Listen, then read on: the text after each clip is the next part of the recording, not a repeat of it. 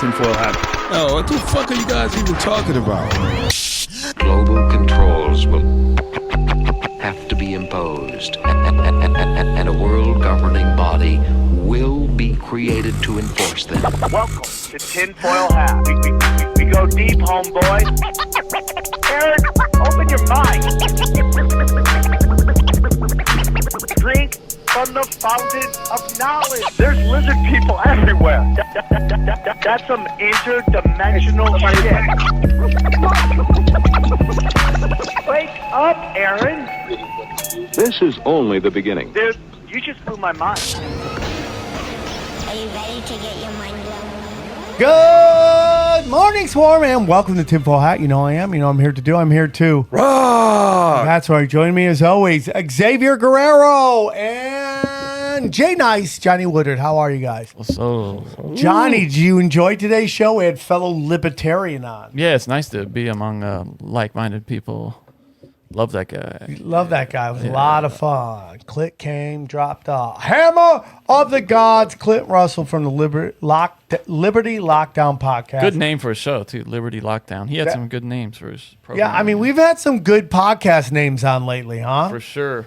How are you, Xavier? I'm doing great. I actually think your guys' name, when you guys came up with Broken Sim, I was like, fuck. That's a good one. It's a great one, especially right up your guys' alley. Well, yeah, so thank you guys for listening to the last show. Again, Xavier there at the beginning, not the end, because we had a blackout, and I hope you guys enjoyed it. It was a great conversation, and, you know, I've been having a lot of internet issues, so we'll see what happens. We will see what happens. I have some live shows I would love for you to come out and support. So seeing that I you know, Facebook, do you guys, honestly, can I ask you guys something? Do you think Facebook ads help? Yeah, Yeah, because they're so targeted. They're so specifically targeted. Dude, I can't even have friends post about my shows for me. Well, yeah, not if you're. I mean, I don't know how it works with your stuff. I'm just saying, like, if you're selling something, merch, it helps, yeah. but maybe So not. I can't even believe anyone's at my shows. I'm going to be honest with you. I just can't even believe anyone even comes to my show. But I haven't posted one in more than a year, so maybe it's different. Guys, if you want to see us, we're going to be tonight. We're going to be live at the American Comedy Company. That's June 9th, Thursday, June 9th, American Comedy Company. Eddie Bravo, myself, Xavier Guerrero, and Jay Nice will be first time in San Diego. Creeper gonna creep. Creeper gonna creep. Yeah. What are you, looking in the mirror again? Yeah, oh, dude, creeper always creeping. People are like, dude, what is your creeper Instagram? I'm like, you're never going to hear it because it's so People have creepy. been asking you? Yeah. Yeah, all the time. After you posted pictures of my toenails and people are just like angry about it. June 17th, I am in Tallahassee with Eddie Bravo. June 18th, Jacksonville. And then I have a very special show that I am doing. Okay? I also got to tell you something. June 21st, I'm doing something called Assassins Only, and it's all mystery comics. Oh, I like that. You don't know who's going up, just know they're killers, and you're going to rock. We already have a Good couple. luck promoting that. We're going to see. Dude, We're no. see. You don't know, Sam. Once the ball gets rolling, you're like, dude, Bill Burr was there one time. I You just missed got out. to make sure. The ball's got to be intense. That first one, though. Yeah. The first one's great, and we already have some great ones. Well, some great ones. Okay? Like the mystery flavor and the gushers or whatever. Well, I just gotta like be a heater. Here's what Assassins Only is. It's like leave your bitch ass at home, okay? If you think there's rules to comedy, we don't want you at our show. Go stay home. Go to one of the Dork Fest shows out there where everyone is represented. This is just Assassins. Assassins only. Do you get me? Assassins only. So just know killer's gonna kill, okay? And it's fucking $10. You're never gonna find anywhere else for $10. A night full of great in a wonderful club. It's at 3 of Clubs on Venice and on Vine Street. One of the best rock clubs. I think I'm gonna shoot my next special there. Said it. Dude, you saw that even through his glasses. He's like, guys, I'm doing it. Also, big announcement. July 14th, Comedy Chaos is back at the Comedy Store. We'll get you that lineup going. And then July 15th and 16th, Daddy's coming home, back to his comedy club, the Dojo of Comedy, live in Morris Plains as July 15th. Come get weird. The whole weekend. You're there the 16th, too. Yeah, I'm there. I'm Kill 4 it. shows.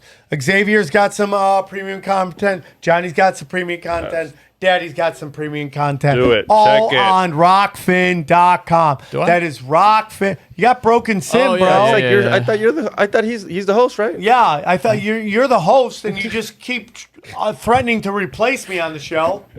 You're the one who does that bit. I never call you Johnny, call you the why can't you intern. go with the funny joke that everyone's I'm just on? trying to except be. for you? I'm trying to be respectful. Okay, respectful of not respecting my joke. That seems Oh, weird. you see now you're causing me problems in my brain now. See? Okay, there we go. So Johnny, All right, your show you is piece great. of shit. Get off my show. Okay, there we go. Go. There we go. Broken Sim. There's so much premium content out there. I put out 2 tinfoil hats a week whenever I can, the best I can, which is most of the time. We got to get a banner for Broken Sim. What the fuck is Tinfoil that about? hat, Zero, my spiritual podcast, and finally Conspiracy Social Club. L's galore for Brian Callen. Now, if you go up a little bit, you want to grab some t-shirts, just go to tinfoilat-shirts.com or samtripoli.com and click the banner. Then you can also go to Conspiracy Social Club, or you can go to my Cameo. I'm screaming at people. People love it when I yell at them. Just for $35, why wouldn't you do it? $35, you get a 3-minute thing of me yelling about power bottom lizard people, and you're the best people in the world. Come get weird. Look at that. Look at that. Oh, excitement. Hot. Yeah, excitement. Oh, that's where he got the picture from. I'm like, where did he get that picture from? This new thing he did. There it is. Or if you want, you can just send me $20 in Bitcoin, and I will record to Sam. You'll outside poke of the this. bear? Yeah, and then I'll send that to you. So. Okay, thank you. Guys, Undercutting. tinfoil hat. Only Conspiracies Telegram is fired. We're almost up to 4,000 Wow. subscribers. And then this is where we at. Look at that. Yeah, 3,689. We're almost 4. My goal is 10. We're going to try. And then the 0 is starting to grow, man. Oh, there you go. It's rocking. 451 for my spiritual podcast. Oh, and I need 2 more followers on Instagram to get to 5,000. So Johnny Make it A. Woodard, happen. Johnny A. Woodard on Johnny Instagram, A. please. World. Please you. follow Johnny. He needs friends. Yeah, I'm lonely. His fake girlfriend is thinking about leaving him. So if you don't want That's him what to she be said. alone without his fake She was like, girlfriend. "Why does Machine Gun Kelly have so many followers and you don't?" Yeah, I mean, dude, he might lose his girl to Machine Gun Kelly. my Join. God. Guys, if you go to samtripoli.com, you can click all of these banners that will take you to free audio content. Tinfoil Hat. Broken Sim, which is the #1 show about almost dying in Los Angeles. So go join that. Cash Daddies, we had a pure fire episode yesterday. Punch Drunk when I could do it. Union the Unwanted is it is a panel show, the most important conversation on the internet. Check it out. And then I'm going into the archives, into the vault of 2 of my premium shows and giving you the old episodes, Conspiracy Social Club and Zero, all available for free. Check it out. Anything else, guys? On We Don't Smoke the Same, we actually got this new sponsor, and they gave us tomahawk steaks. So if you tune in, we Nice. are giving away tomahawk steaks to anybody who super chats. How do you get in on that? Super chat? Super chats. I want to get in Yeah, on you that. just got to do it in $1. We'll do a raffle. You might get we a. might have to fix this. Yeah, let's do it. Yep. Why? And What's we're going shipping on? it too. No, I'm gonna win this We got a thing, new so. sponsor, meat sponsor for my other podcast, and we're giving away I want a tomahawk meat sponsor. steaks. Me? Yeah, meat, want tomahawk meat. steaks. Damn, so, dude, you're giving away the meat, and bro. it's getting shipped out. So if you want some good meat, head over to We Don't Smoke the Same live on Thursdays and Saturdays. So tune in. Also, dude, I will have it up by the end of the week. We have some affiliates, and I'm very happy to announce that we're, if you go to www.samtripoli.gold, you can get some gold, dog. Or you can go to tinfoilhat.gold. You can get some gold, dog. Look at this. Gold. You want gold? Grab some gold. Gold. Look at that. It's our first ever affiliate program. And you can go through Tinfoil Hat or Sam Tripoli and grab your gold. Those links will be on samtripoli.com as we speak. And you can grab your gold. Get it now. It's Tony's gonna be tough. You got to strap in. We gotta be Okay, tough I over can here. hear that. Sorry, Come sorry, on, sorry. please stop. I was going to your gold thing, and All right, guys. Anything else? Nope, we rocking. We have a great episode today. We're talking ESG and the Federal Reserve and how we are winning. Enjoy the episode. Hey guys, today's episode is brought to you by Athletic Greens. I take Athletic Greens every day because I want better gut health, more energy, optimized immune system, okay? I hate taking a bunch of pills and vitamins. I want a supplement that actually tastes great and want to see what the hype was all about, okay? With one delicious scoop, Athletic Greens, you're absorbing 75 quality vitamins, minerals, whole foods, source superfoods, probiotics, and adaptogens, all right? It starts your day off right. And it's real simple, okay? It contains less than 1 gram of sugar, no GMOs, no nasty chemicals or artificial anything while still tasting good. Tons of people take some kind of multivitamins, and it's important to choose one with high quality ingredients that your body will actually absorb. Okay, it costs less than $3 a day. You're investing in your health, and it's cheaper than your cold brew habit. Right now, it's time to reclaim your health and arm your immune system with convenient daily nutrition. It's just 1 scoop and a cup of water every day. That's it. No need for a million different pills and supplements to look out for your health. To make it easy, Athletic Greens is going to give you a free 1-year supply of immune-supporting vitamin D and 5 free travel packs with your first purchase. All you have to do is go to athleticgreens.com/tinfoil. Again, that is athleticgreens.com/tinfoil to take ownership over your health and pick the ultimate daily nutritional insurance. Enjoy the show. We go deep, homeboy. Aaron, open your mind. Drink from the fire. All right. Thank you. This is going to be great. Very excited to have this next guest on. I've been watching him from afar, which could be called stalking, I guess. Sitting in the bushes, watching him do his thing. And, you know, I've watched him on Twitter, and I would watch him go from a couple likes to like hundreds and hundreds and hundreds and hundreds of likes. And I was like, man, this guy's doing it. He figured it out, and he's doing it. And, you know, we'll get into his whole story, but he's a podcaster. He's got a great podcast called the Liberty Lockdown Podcast. Please welcome Tinfoil Hat, Clint Russell. How are you, Clint? I am good, Sam. Thank you, Swarm, for welcoming me into the fold. Yeah, so just give a little bit of my background so people know why you might want to listen to me. I was a private money mortgage broker. I managed a couple $100 million for over a decade, and collecting my fees here and there. And I was able to retire when the lockdowns began to essentially just rail against them. And I started Liberty Lockdown in May of 2020 because I felt like the Libertarian Party, which I am a libertarian, was not doing an adequate job in addressing the most egregious infringement on my rights in my lifetime, and everyone's rights for that matter. So I just started to scream about it, and pretty rapidly I found that there was a lot of people that vibed with my energy. They were they wanted that anger, So I brought that, and the rest is history. I love it. Johnny is a libertarian. He's always poking me to try to go into it, and I would tell you that. I'm not. I am officially, Johnny. I registered as a libertarian in California. Oh, that's good. I am. I changed it from Democrat. I was there forever. Mostly can't vote in any of the primaries, basically, but that's good. Yeah. But you know what? I wasn't going to do it anyways. Yeah. I really. We'll get into all that, but bullshit system of ours. I am because they don't want each party game in the other, even though they're already doing it. Well, I just mean Hillary's like, which 3 guys do I want to be in the and then she loses to one of them. They used to be there were never any libertarians running to vote for at any time, so at least you have some to vote for now in the I'm with off you. Years. But it's like my beliefs. I think I say it all the time. I'm an old school liberal, which if you took away all the preconceived notions of everything and you had them say who they lined up more with, they would probably, most old school liberals would go with libertarian. They really were. They would be like, I want to be left alone, do my own thing, me do me, and you do you, and neither shall the two meet.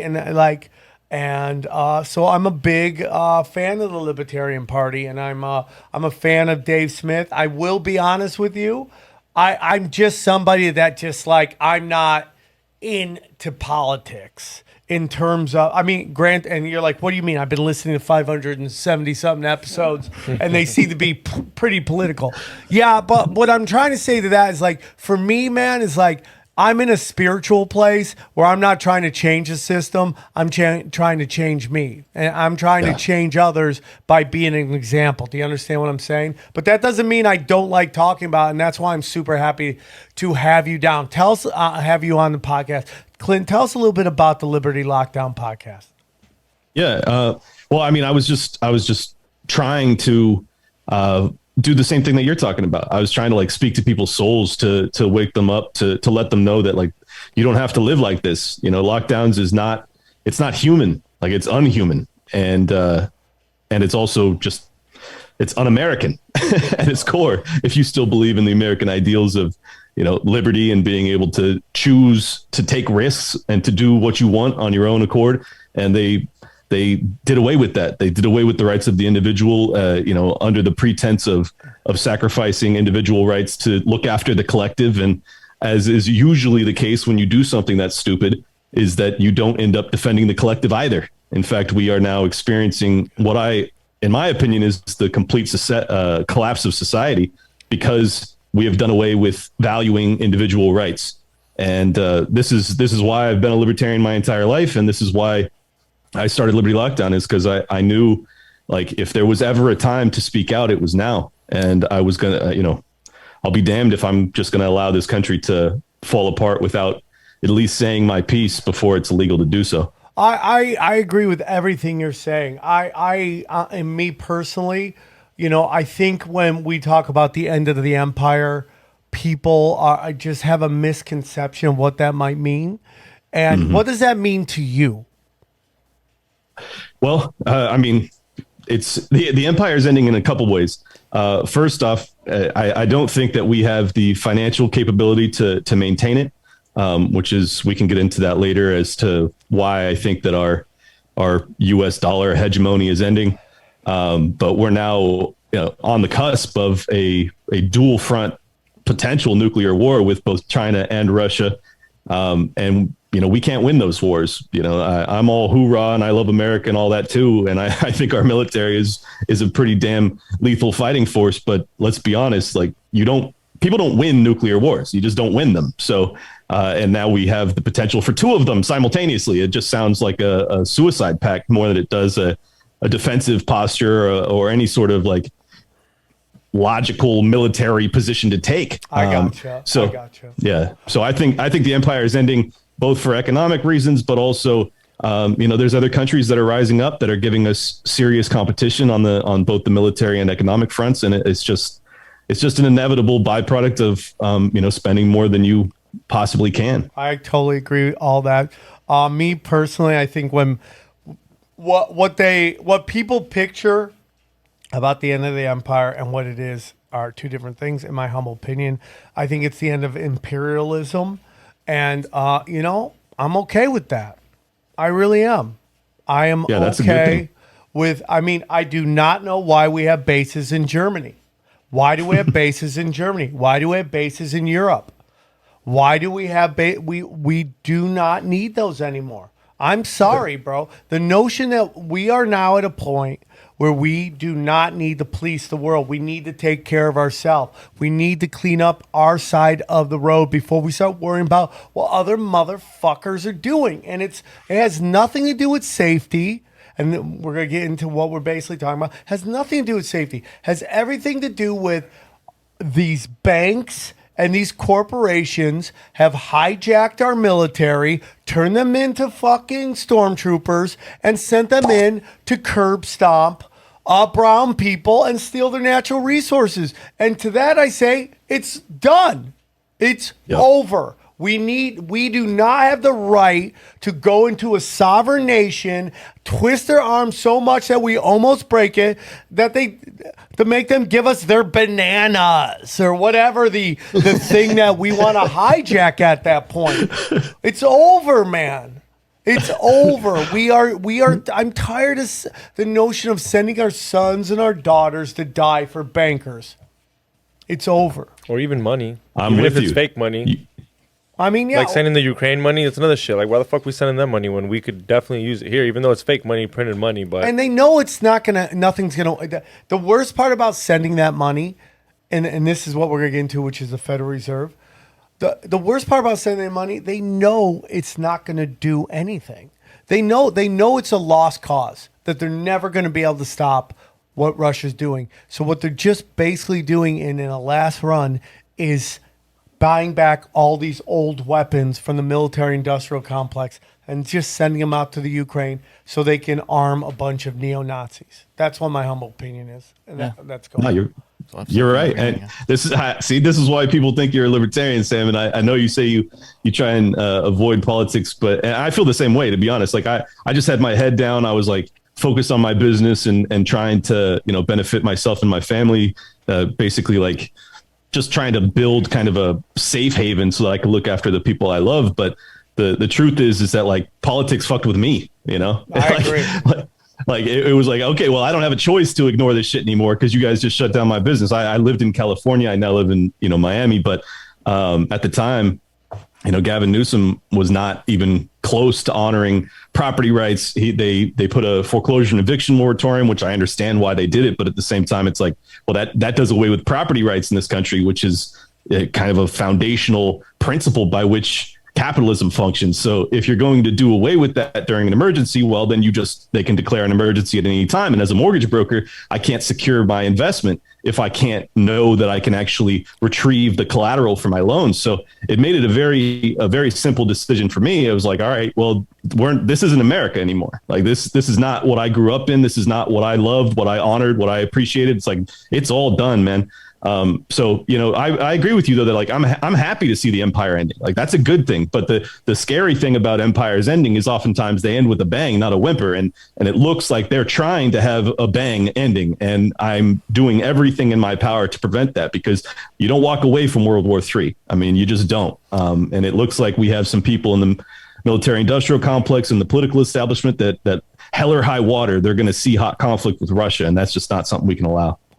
I agree with everything you're saying. I still believe that now, you're on tinfoil hat, right? So I mean, like, I'm very much on the record, my thoughts on nuclear bombs and what they really are and all that stuff. So, I mean, that's just that's right. I forgot about that. My bad. No, it's all good. It's all good. But again, this is the loose jacking that is going on with all this stuff. And like, I've also have a show with Johnny called Broken Sim, and I've expressed my opinion on what I think of the Chinese army and what kind of threats. I mean, they can't even walk through the airport without like fucking getting lost, and now they're gonna come and fucking light us. I mean, I'm just sorry. It's to me, it's all paper tiger shit. But I agree with Sam. I mean, they can't take over Ukraine. That should be easy. Yeah, that should have been done in like the first 2 weeks. Yeah, I mean, like it's say that about Iraq. Say that about Vietnam. I mean, it's all they're just what. A dedicated easy to take over. Is very tough to defeat. I don't think. Listen, here's my whole thing. I don't think anyone's going to do anything. That's just my humble opinion. I wasn't disagreeing. I was agreeing with XG. I think that people are waking up to everything they're doing in real time, and we are. I hope you're right. I mean, you think they would have after Vietnam. You think they would have after Iraq, Afghanistan, Ukraine now. Yeah, but Libya, Somalia, Syria. Yeah, I mean, you could go on forever. Just think about this. I mean, again, people are, you talk about the same thing. I don't care. This is because this is what we're in this here. But just think about all the things the wars they try to get us into since Afghanistan and Iraq. And they just haven't been able to. There's these little skirmishes here and there that they've been trying to do. But in terms of like getting America okay with going into Syria, it just didn't happen. Okay with going into Iraq, it just didn't happen. Now, have they sent troops? I could hear Abby Martin, Robbie Martin, and all the, the far left telling me about all the bombs that are being dropped. I totally agree with that. That to me is a sign that now they have to do stuff behind our back, which is eventually, in my humble opinion, we're going to catch up with that as well. But what we want to get in today, because, Clint tweeted me and he goes, hey, man, you want to talk about some ESG? I'm the guy. And I'm like, I love that because, for me, man, whenever they talk about the fall of the empire, they always want to blame it on loose morals. And people were sticking their dicks in weird shit. And everybody was like, oh my God, Sienna, it's the fall of the fucking Roman Empire. No, the only morals that fuck the empire is greed. It's 100% greed. Greed is the reason everything crashes and burns, because you extend the empire too far. You can't control all these moving pieces. And the top, and you read it in Tragedy and Hope. They talk about it. This is the point in the empire where imperialism starts to fail and class wars start to happen. And the class wars don't happen because of drag story hour, okay? That is a smokescreen to get us mad at anything else but our politicians and George Soros and this predator class funding that stuff. Fucking the empire crashes because of greed at the top, and the base just fucking falls in on itself. What are your thoughts on that? I think you're right. I mean, we're certainly in a culture war, but as you said, it's a distraction. Like from my perspective, and this is actually a shift for me, because I used to be the type that defended capitalism because I thought that we operated under capitalism. We don't. We operate under cronyism or a kleptocracy or an oligarchy, whatever you want to call it. It's not capitalism. And I try and I'm really making it my mission to explain to people that. Because if you think that this is capitalism and all of the income inequality that we're suffering and, the social strife that we're experiencing with riots last summer and all the insanity that we're experiencing, it's like, well, if you think that's all capitalism, what are you going to demand? You're probably going to demand a bigger state and, socialist Marxist type policies. And I don't want to see that. We are already experiencing those policies to a large extent. People don't understand that. So they if you don't understand the problem, you're going to prescribe the wrong medicine. And so that's kind of my mission, is to like let people know, this isn't capitalism. It hasn't been capitalism our entire lives, but it certainly hasn't been capitalism for the past 2 or 3 years. And it's up to us to course correct. It's up to us to demand what we want to see in the world. And I'm very concerned because ESG plays such a huge role in how kind of this Marxist agenda, this wokeism of America has taken over. And for the longest time, I didn't understand, like, why is wokeism infiltrating every aspect of our life? And finally, about a year ago, I figured out ESG, and I was like, okay. Yeah. Now I got it. Yeah. Now I understand how all this shit's happening. Guys, I want to tell you about our friends at sterlingstockpicker.com. Listen, these are turbulent financial times, to say the least. The key to getting your money to work for you at times like this is to have solid financial advice. Our good friends over at Sterling Stock Picker know what's up and have created software for you to find winning stocks in crypto, even if you are new to investing. Hey, let's face it, stocks are on sale, and it's time to start buying shares of companies that are undervalued. It's time to get your money to start working for you instead of you working so hard for it. Did you know the elites line each other's pockets using their company stocks? The key is to figure out which stock to buy and start racking in profits. Sterling Stock Picker shows you when to buy, sell, hold, or avoid, okay? I love it. It's I've talked to these guys. We've had conversations. They are in line with tinfoil hat's values, okay? And if you look at the interface that you actually will be using when you're using Sterling Stock Picker, it's really easy to understand. They explain everything point by point. It's perfect if you just kind of want to dip your toes in, or if you're somebody who's really advanced at stock trading. It's really a great service. So let's face it, you work hard for your money. Don't you think it's time that you start getting your money to work hard for you? The stock market has been around for 120 years. More millionaires are made from investing stocks than any other asset class. Sterling Stock Picker was created to help you get better returns than mutual funds and start investing in stocks that are crushing it during this pandemic. The software is truly unique. I like that you can be a brand new investor and find winning stocks in 3 clicks. There's even weekly live streams by the founder who shares which stocks to buy and what to sell, so you'll always be in the know. This is what I want you to do. Head over to sterlingstockpicker.com/tinfoil hat and grab your full free 14-day trial. That's Sterling, Sterling, stockpicker.com/tinfoil hat. You'll be glad you did. When you would put in Twitter or on Instagram or anything, you would put cultural Marxism. you would just get flooded with anti-Semitism. You're an anti-Semite. You're an anti-Semite. Well, lo and behold, what comes out? And it's this crazy video that's put out by an basically what looks like an AI. Do you guys remember this? It was a good-looking guy who never blinked in the video. Yeah. And he explained the power of BlackRock and Vanguard and what how it was so bizarre, though. It was bizarre. it was that bizarre. video. Yeah. It was really bizarre. But Like a clone type thing or a robot? No, it was just like an AI. No, there was just something that wasn't quite real about it. It was almost outside. The guy never blinked. It was almost outside the uncanny valley. It was just like on that upslope right before you're out of it, and there was just something unreal about it. And I can't quite put my finger on it. Maybe the blinking thing is part of it, but Yeah, I watched for him to blink. I never saw him blink. I could be wrong, but he breaks down BlackRock and Larry Fink.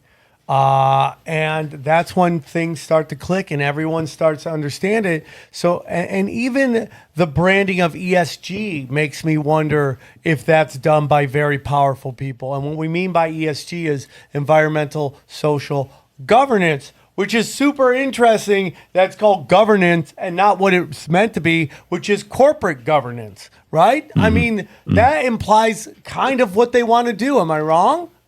No, you're totally right. I mean, it is doing away with democracy. And as an ANCAP libertarian, I'm not a fan of democracy, but if you're going to do away with democracy, it's important that the people at least understand that you're doing away with it. And they don't right now. They don't Explain get that. Explain what you just said. Sure. So ESG is essentially corporate governance, and what it's doing is it's do you want me to go through the brief history of it? Yes, that'd be great. Okay. So the reason I started to actually look into this was I'm sure you'll remember this. There was this Gillette ad like 3-4 years ago where they started talking about toxic masculinity. Yep. This entire ad campaign dedicated to basically telling men not to be masculine. I was like, Gillette, the best a man can get is telling me to put my dick away. Like what are we talking about here? So I didn't understand it back then, but I get it now. And ESG is the answer. But so 2004, Kofi Annan, who was at the time the Secretary General of the United Nations, sends out this letter to 50 CEOs, global CEOs, not just American, of the biggest corporations in the world. And in it, he says, I want to get away from shareholder capitalism and migrate towards stakeholder capitalism. And this is an important distinction that, if you're not paying attention, you could definitely brush over it. But stakeholder capitalism is assuming that it's no longer just about the people who own the shares of your company, but rather it's about the people that will suffer because of your, pollution, your governance of your corporation. And this is obviously targeted towards oil and gas companies because at the time, the global warming panic was just really heating up, no pun intended. So he sends out this letter to 50 CEOs. It includes Citibank, Deutsche Bank, JP Morgan Chase, Goldman Sachs. And what do you know? But they all respond positively. They all go, yeah, absolutely. This is a great plan, Kofi. Like, let us get on board. And what it consists of is, as you described it, ESG, where it's all about social responsibility. And I didn't understand really why that they would sign on, but then I started to think about it. And I was like, okay, in 2009-10, what became a really powerful movement was Occupy Wall Street. And this became their mechanism to defang it, because that was after the bailouts of the 08-09 collapse. All these populist lefties are rising up saying, this is corruption, this is evil, capitalism has to go. So what does big business, what does corporate America, what does the corporate global elite say? They go, oh, you guys don't have to worry about us. We're woke too. Are they? No, of course not. They're just trying to fucking accumulate more wealth and power. But it's a brilliant kind of bait and switch where you say, you don't have to worry about us anymore, Occupy Wall Street. We also agree that Black Lives Matter. They start to use of the talking points and shit like that. Yeah. So that's really what it is it's a misdirect so that you no longer understand who your enemy is. Well, it's also that it goes much deeper than that in terms of that. Yeah. I think it goes all the way back to cultural Marxism and the Bolshevik Revolution and how they, like, let's take Russia, right? Russia had a giant civil war. And what happened is that the powers that be, we get into whoever you want to say they are, black nobility, Khazarians, a banking cabal, whoever it is, had a real problem with Russia. The royals, the Russian royals, and they wanted to destroy that because if you study the Jesuits have and the Khazarians and all these groups of people have been waging war against the royalty, and like not the royalty as we see them, which is the useless people that were born in the right place and we just all kiss their ass for no reason, but like what is believed to be a divine connection to higher powers. Whatever you want to say about that, that is what was believed at one time, that the royals were a level higher, closer to God. And this group of low-frequency beings wanted to annihilate that.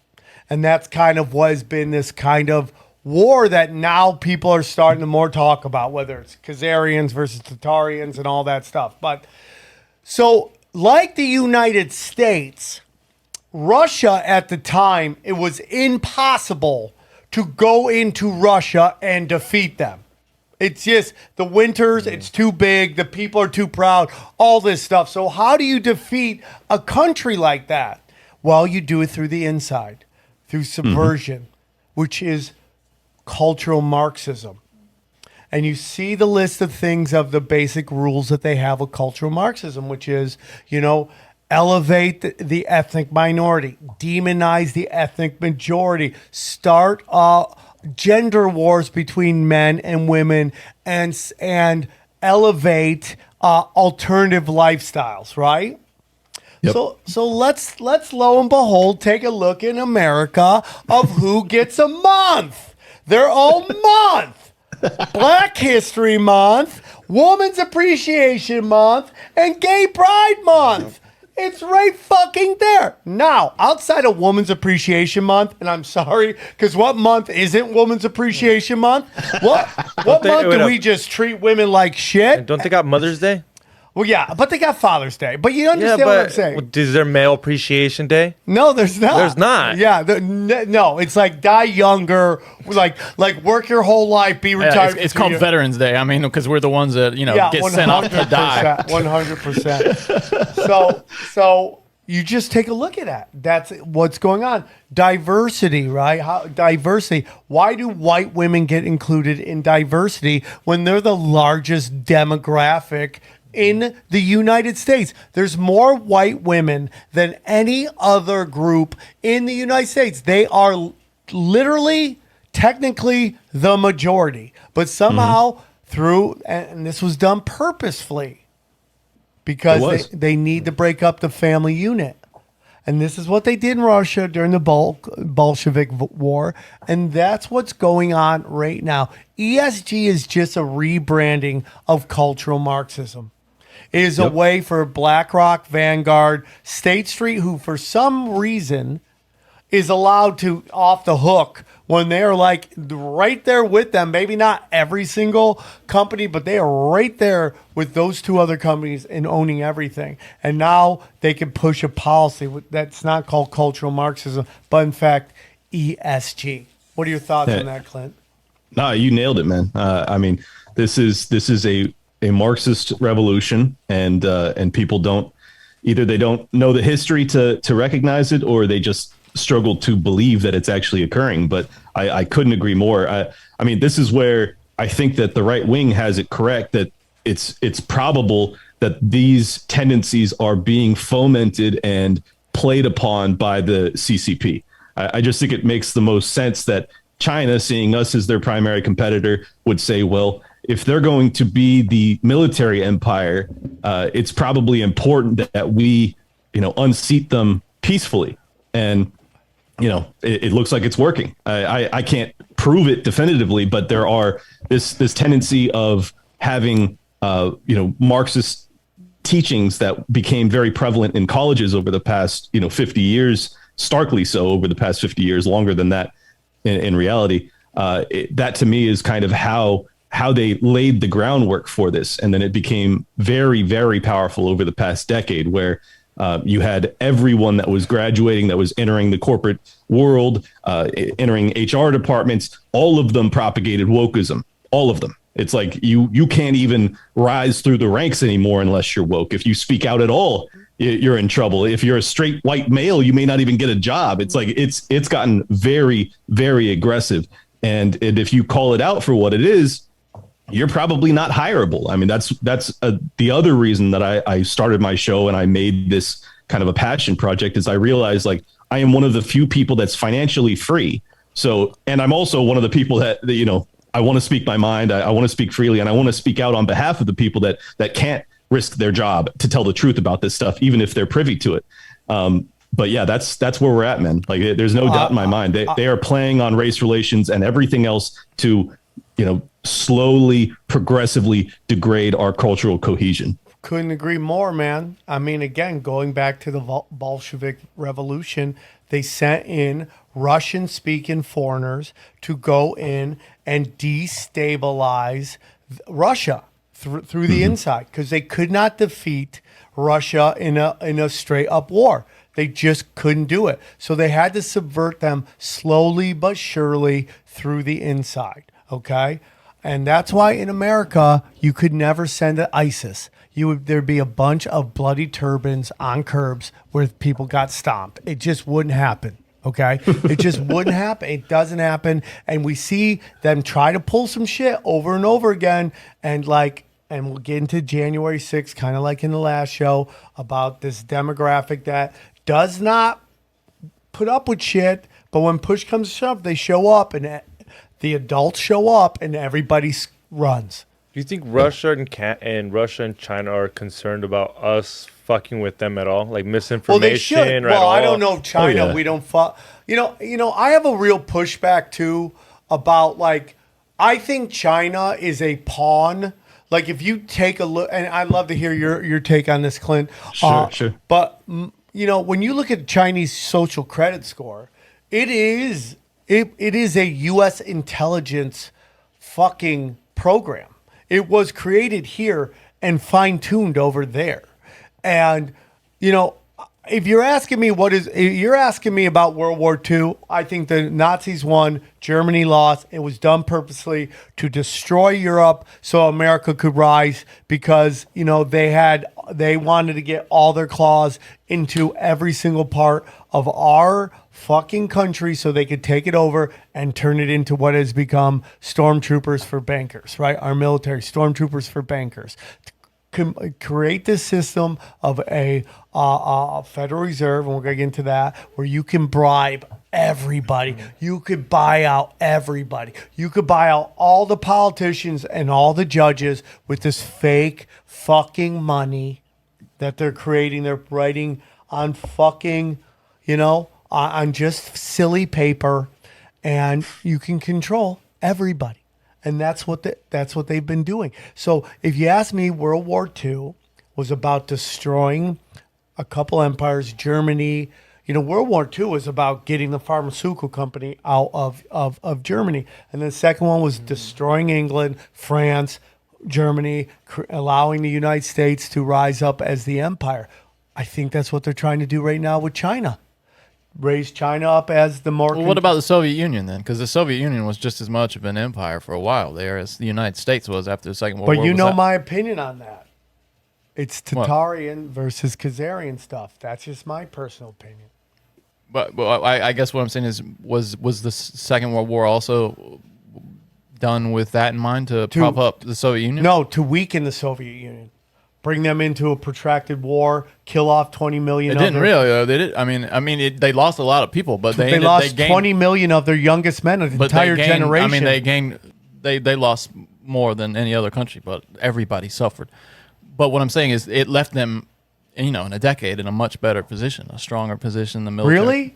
I mean, it's the entire Cold War, dude. I mean, what are you talking about? Right, and then, did you believe in the Cold War? Like, do you think the Cold War was really this arms race, or did we just have an excuse to fucking Jack Cash. Russia was left with no men. Well, all kids and females. Yeah, that's all there was, right? Actually, just a bunch of women and kids running around. Johnny, you're being stubborn right now. Okay, you're being stubborn as you eat on my podcast. Okay, you're being stubborn. No, but I'm 20 not on million camera. men killed. That's a lot of men killed in a war. That's Yeah, a no huge shit. But what I'm conflict. saying, if you look at the condition of the country after the war, Yeah, and 10 then years what? later, Stalin comes in they became and superpowers. fucking annihilates Russia. I don't know, but I mean, those were the two superpowers at the time: the Soviet Union and the United States. And if you're asking me, it think was the propped up. You don't think the Soviet Union was a superpower? I think Soviet Union was propped up By whom? the U.S. military-industrial complex to raise our military Like, I spending. don't understand why we would ever let them make nuclear bombs. See, I don't What's think you your have to thoughts prop on them up. that, Clint? Well, I'm personally a believer in nuclear bombs. So No, it's fine. It's fine. That's fine. You're being Yeah. stubborn, Clint. Oh, stop. You're smacking your gums as you go on. I do think you bring up an interesting point though about China, because I've struggled with this too. As someone who like really made the COVID regime a focus of my show for the past 2 years, I've struggled terribly to figure out, was the creation in Wuhan a product of, because obviously Fauci and NIH were funding it, was that a collaborative program between the CCP and the U.S. government or the CIA to create this virus, or was it and was it released intentionally? In which case, that's probably why we aren't on a war footing with China, because they're doing our bidding. In which case, like, that makes a lot more sense as to why we are taking this war footing with Russia, but not with China. Even though if you were to actually believe that this virus was created and released in Wuhan, China, you would probably want to go to war with China. So it's like, none of this adds up. So it definitely raises questions, and it makes you start to think like, all right, maybe China's not our enemy. Like maybe, well, I mean, they're like the people's enemy, but I'm saying the CCP and the U.S. government may be working in tandem to create kind of a unipolar, like a bipolar world order, because we've had a unipolar world order for so long.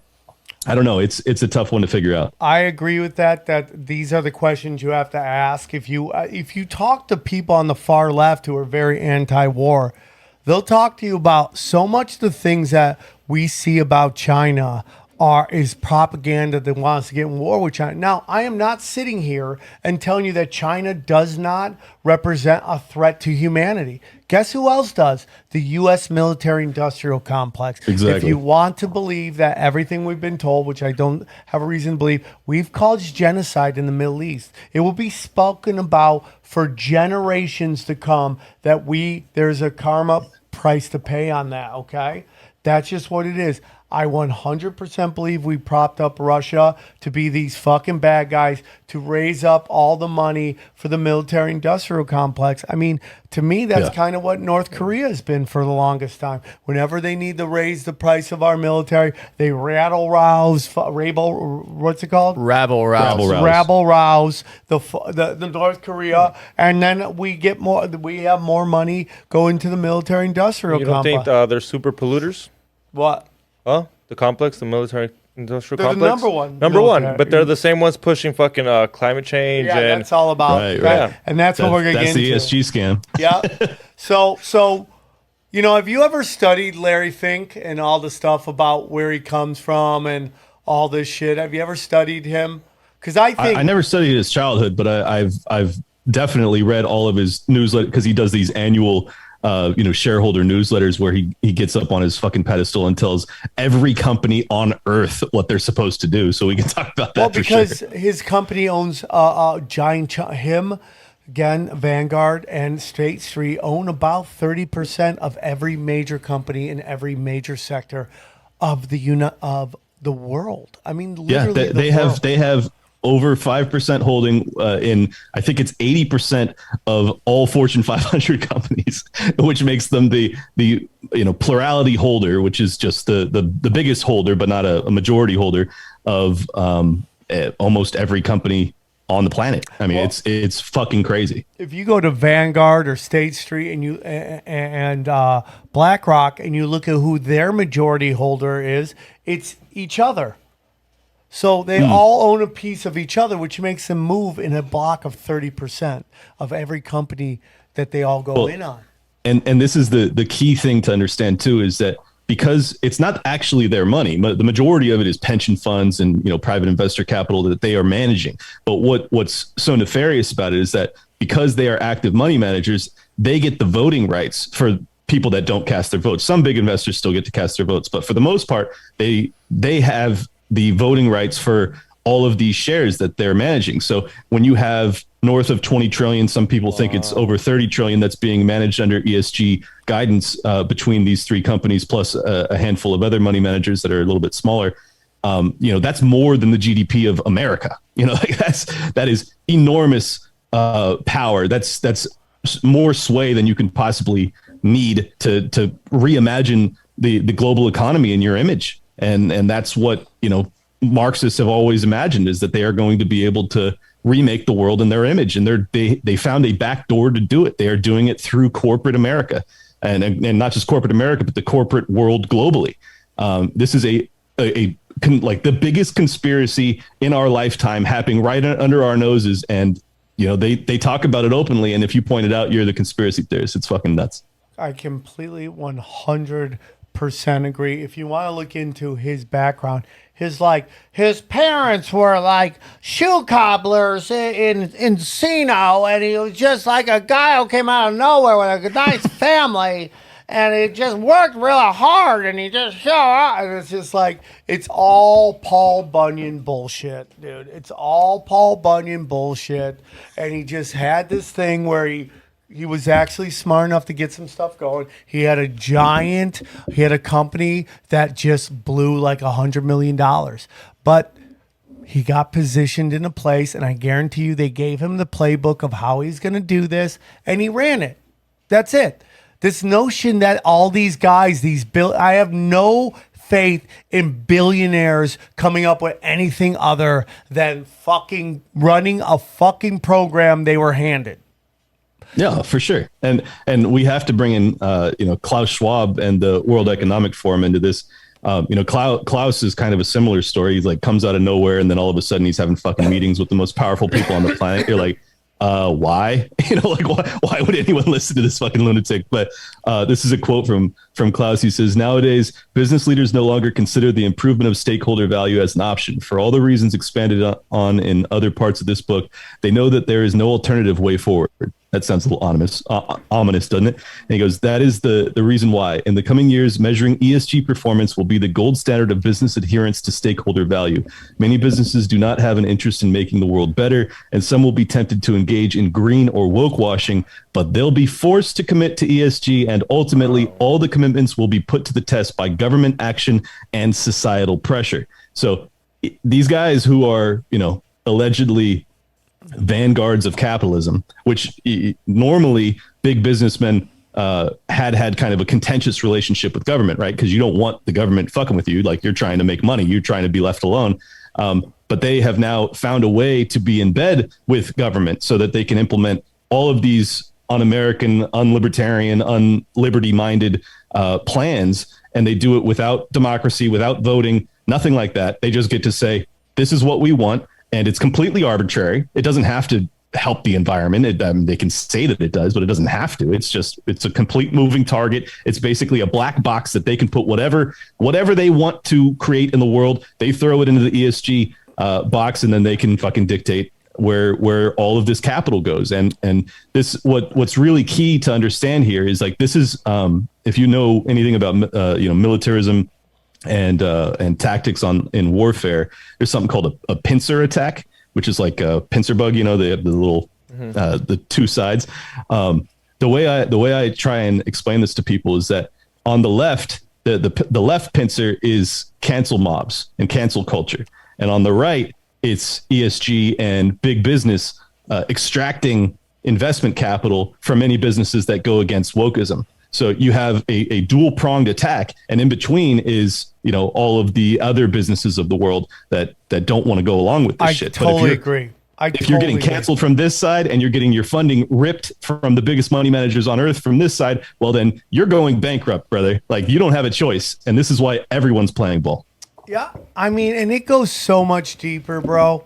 It goes into, why does everybody live in big cities, and what we've talked about on the show.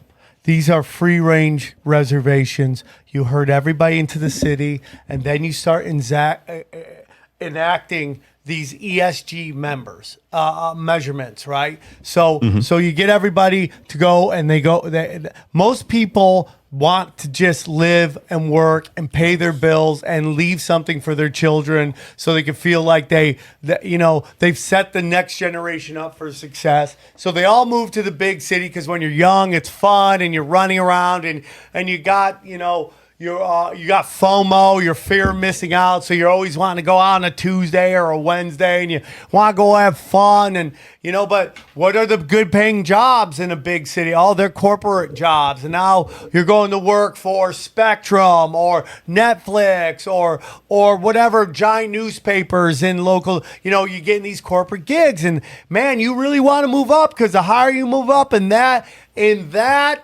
corporation, the bigger the paycheck comes.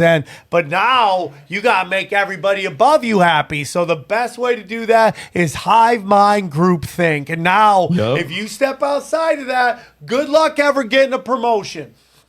Good luck on it. This is why comedians have found themselves stuck in such a political role as of late. This is why Joe Rogan was attempted to be canceled last year, is because it's the free thinkers that are left on Earth, which is the handful of good comedians that are left on Earth. And it is a handful, dude. It is I know, a handful. I know, believe me. I'm a huge fan of you guys. Forever to find one. This is why I love you guys so much, is because you're the last truth tellers that we have on Earth, because you're independent. You're able to get revenue from podcasting and things like that, which isn't able to be canceled for the most part, thank God. And that's why we need you guys. But this is the reason, is that people in corporate America, you used to have the vast majority of jobs. There was no political real litmus test. But now you have to be this, if you're a straight white man, you have to essentially be self-flagellating throughout your entire rise through corporate America. You have to constantly be talking about your privilege and how you're fucking so sad that you're straight. It's evil. It is. And they all so I would have friends of mine, right? I'm not going to say their names. I have two buddies of mine, and one speaks fluent Spanish, but he doesn't look like it. And they were pitching a show, and the guys. What? Tom Segura. Okay. It might have been. It might have been. but they are pitching a show to a television network, and they're like, hey man, we love the idea, but right now we're not working with white guys. And Tom starts speaking fluent Spanish to this dude or this woman. And and the other guy's like, he's not white. He's Latin American. And they just got real quiet. But the statement in there is like, we. What are we talking about, lady? You in a room. What does that mean? Oh, that means you got a memo from somebody that told you what kind of fucking content you want to put out. And it specifically told you, we don't want to work with white men. That is what that represents, which means it's purposeful. It is not just a feeling in the room. There's this notion that this stuff going on with woke is just the natural march of common sense. No, we've left common sense is lost in the forest. It can't find its way home right now. We are beyond common sense. We're in the bizarro town because each generation wants to go farther than the past generation, but now they're being manipulated from this top group of people telling them that men can get pregnant and drag queens should sing to 2-year-olds. Well, and the key thing that you need to really highlight in what you just said there is that it's not just about representation, because Tom Segura is Hispanic. Yeah. It's about fucking appearance. Yes. He looks too white. Yeah. And even that is not enough. And that, my friend, is fucking racist. Yeah. That is super racist. And this is why progressivism is regressive ultimately, is because it makes you focus on the most surface level differences between us when we should be coming together based off of content of character, all of this old, classical liberalism, Martin Luther King shit. Instead, now we're focusing on, well, this guy looks white and we don't need that. Yeah, sure, he speaks fluent Spanish and his family's from, Latin America. It doesn't matter. Doesn't matter. He doesn't qualify. We're looking for someone who, speaks to the minority voice, even though this guy is a minority. It's crazy. That's like every retard that flips out about when you say Elon Musk is a African American. Yeah. Right. And they fucking flip out, and technically he is. Like, he's more African American than black people. Exactly.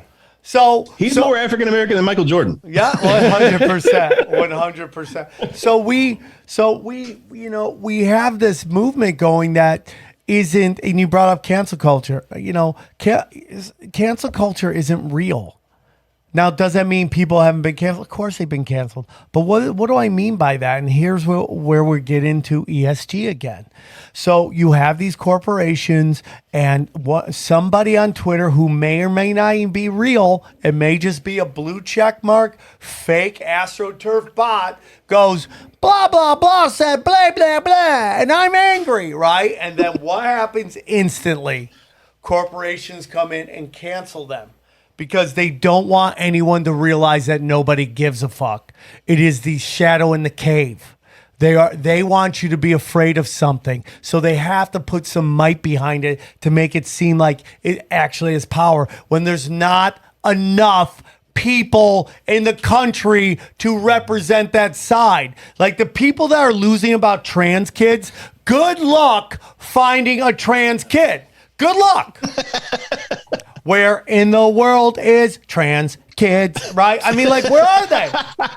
You're acting like they're everywhere all the time. You have a better chance of seeing a chimney sweeper than you do having to see a trans kid. Yeah. If I'm in, it's because the kid doesn't have any fucking sense of sexuality. That's what's so disturbing about it, is like they're trying to shove this shit down kids' throats, and the kids are like, I don't even know what sex is yet. And like, if they do know what sex is, they probably shouldn't. Like, I really do think that there's this push to sexualize children that is part of this that really disturbs me. And I am, I'm civil libertarian. Like I'm certainly in favor of like gays being married and everything else. I don't give a shit about any of it. I say keep the government out of everything. And I've said this before. I think it's fucking weird that if you go into like a weed website, weed maps, or alcohol website, it asks you if you're over 21. Does porn ask you at all if you're over 18? And not saying that it helps. I'm not saying it does ask. It does, but no. The bigger question is every site does. The real question is, and this gets to what Clint is talking about, is why don't we have fucking adult phones? Why are children allowed to have the same access to the same stuff that we have? Right? Because we know. I can see what you're saying though, but think about what the implications of what you said though. Like a version of the phone that appeals to children is just about the equivalent to those candy flavored cigarettes. You know what I mean? Like, do we really want like phones? You know what I'm saying? Or maybe kids just shouldn't have fucking phones. I think the answer, right? I mean, what do you do? I mean, I don't know if you guys remember, but there was this phone that only had 4 numbers you could call that you would give your kid: mom, dad, police, and sister. Yeah, I mean that was old school. That was like one of the first phones. I would love that. My whole thing is like, can we create a phone that doesn't allow you to ever look at pornography? Well, how about just they don't get phones, kids? I mean, that's the answer, right? As a parent, wouldn't you think? I'm with you on that. I just think that's a battle I'm gonna lose hard. I mean, get him a flip phone. You're right, but we are losing the battle. That's the sad part. Is like it. I don't know what the answer is though, because I think this is a cultural phenomenon. Like, this is a cultural issue. As a libertarian, I don't want the fucking state coming in and like telling parents that they have to, they can't give their kid a phone. I want the parents to decide for themselves. No, I'm with you on that. I'm just saying that's a parenting issue. Right. But I mean, like, so here's where we get into how is all of this allowed to happen when we all know go woke, go broke? How's that all allowed to happen? If these things are losing money at a historic clip. So Johnny and I have been talking about this for a while, but it's like the reason I think Colin Kaepernick is trying to get back into the NFL is because his brand is dead. And we've had a long enough time that enough corporations have worked with Colin Kaepernick to realize he brings nothing to the table. He does not bring any consumers to the table, and everybody who works with him loses money. And this gets into why I feel bad for these smaller companies that are emulating these giant corporations doing this woke shit and going, oh, if we do that, we're going to be like them. No, the difference between you and them is they have fed funny money bailing them out of all their bad decisions. Yeah, it's Bingo. crony capitalism, like you opened with. The key difference here is that the small companies don't have a chance of getting funding from BlackRock because they're not publicly traded. It's only the big companies that are publicly traded that go woke. And actually, I titled one of my episodes about 4 months ago, and it was called "Go Woke or Go Broke." And the reason I made that differentiation, it's key two extra letters of OR, is that it's actually that you have to go woke or you'll go broke, because what's the ESG mechanism by which they force corporations to go woke is that if you aren't woke, then BlackRock and State Street and Vanguard and all these big boys will not buy your shares of your company. And this is why companies like Nike, even though they don't profit on the front end by having a sponsorship relationship with someone like Colin Kaepernick, because you're right, no one gives a fuck in the real world. The consumer doesn't give a fuck. But on the back end, when these big money managers come through and they say, how woke are you? And they get to go, well, we just gave a $50 million contract to a guy who couldn't play NFL quarterback. That's how fucking woke we are. Yeah. And then all of a sudden, Nike is a favored company and their ESG score rises and it allows for more capital infusion. So it isn't go woke and go broke. From the consumer level, it is. But from the finance level, from the high finance level, it is not. And that's what we have to defeat. And until we end the Federal Reserve, I don't think we're going to defeat it, because that's the whole reason that these big boys are in power in the first place. That sounds just like the cartel. It was plato plomo. It's either money or you die. You have no options. It's either money or you die. Like, really? And what do you do every time? You take the fucking money. Yeah. There's no options. Just like that. Either go broke or go broke. Either you're going to go broke. You're going to go woke. Gold or lead. Yep. Yeah. Gold or lead. Which one is it? And, we're seeing, ESPN is a great example of that. They are constantly, you have president going, yeah, dude, our wokeness is destroying our ratings, but they never change it, ever. Yep. Ever. Because they're owned by Disney, and Disney is a very highly rated ESG company. This is why they are implementing all of the, what's it called? The diversity metrics when it comes to their character creations with their new product development. And this is why, DeSantis is at war with them, because they don't want that. They don't want kids being force-fed this shit, and I don't blame them. I don't want it either. I don't want my kids being force-fed fucking Marxist propaganda, but it's a very tough battle, because on the flip side of it, you have the Federal Reserve, which is giving them sweetheart deals because they get super discounted money from the Fed window, damn near free money from the Fed window, and it allows BlackRock and State Street to implement these plans contrary to what the consumer really wants. And until we break that bond, until we break that tie, we don't have capitalism. We have a fucking fascistic globalist. So it's not really fascistic, because fascism is usually a national centric principle. It's actually global in nature. So it's like a fascistic implementation of a globalist Marxist takeover of the economy. Corporatocracy, dude. That's what it is. Essentially, yeah. Corporatocracy, communism, whatever you want to call it. But couldn't, the Daily Wire, they've had that one movie, the Killer movie, then they had that Matt Walsh thing that was great that I even paid to watch. If we supported them, couldn't they be the new ones making Disney movies and doing it right? Isn't that capitalism in a way, as long as we give the people the money who we want? Because the Daily Wire, as long as you go give them $4 a month, which I have, that's why they got new content coming up. And not that I love everything, but it was $4 to watch that What Is a Woman, and it was really great. It was great. What we're talking about right now, and we're going to get into that, is how do we push back? I have my issues with Ben Shapiro. Yeah, he's not my favorite either. Yeah, fucking giant Zionist shill. His explanation on why it's okay to send U.S. sons and daughters to die for Israel is fucking disgusting. Yeah. It's fucking disgusting. And the fact that he talks like a little bit of this pisses me off even fucking more. That part's not fair. How does he talk? Talks like this. Man, they know what they're getting into. They know that they're gonna go to war. Oh God, you're killing him. Right? That's not Even though fair. he'll never fight any of these wars for Israel that he'll ever fucking advocate for. Those Palestinian kids had it coming. Yeah, they got it coming. Oh, I'm the shit angry. he defends is just unbelievable. It's the shit he fucking defends. gross. So, but here's the whole thing with that. You're never going to get 100% fucking pure. I'm not condoning what he says or saying look the other way. It's just know what you're getting into bed with at that point. Sure. You know, and it's just like, and I think BlackRock is the giant stake in the notion that Trump was some kind of outsider. Because you remember when everyone was like, Trump's taking over the Fed. Who'd he install in there? BlackRock. So now BlackRock, which has been fucking printing this money out, and guess who's buying up all the houses with Fed funny money, driving the price of houses up? Oh, our good friends at BlackRock. BlackRock and the Fed are the center of so much of this chaos, and they can't get us to come together and understand that. But I think they're losing that battle. It's really everything, man. Like if you understand the power that the Federal Reserve has, which is a monopoly on the creation of money, the most important market signal that exists is the price of money. And what is the price of money? It's the interest rate.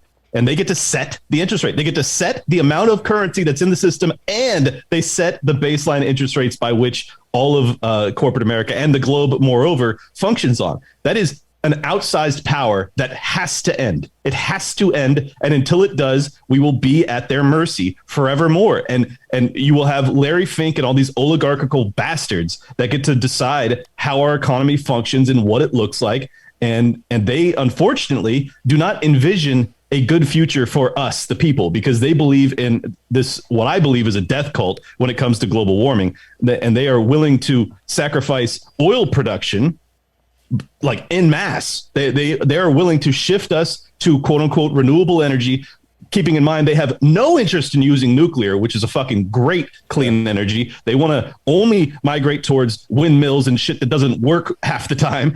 And we're paying the price. I mean, if you live in California, you're paying over $7 a gallon. In Florida, it's over $5 a gallon. It's crazy. And this is all a product of ESG, and it's all a product of the Federal Reserve. And I really want people to keep laser sights on who's actually doing this to us, because if you're upset about the condition of the economy, you need to know who's doing it to you. And it's not capitalism. It's the fucking Federal Reserve and the central banks of the world working in tandem with the most evil, biggest businesses that have ever existed on earth. And when you take a look at Russia and whatever, and I make no illusions of who Putin is, right? Putin, we all know,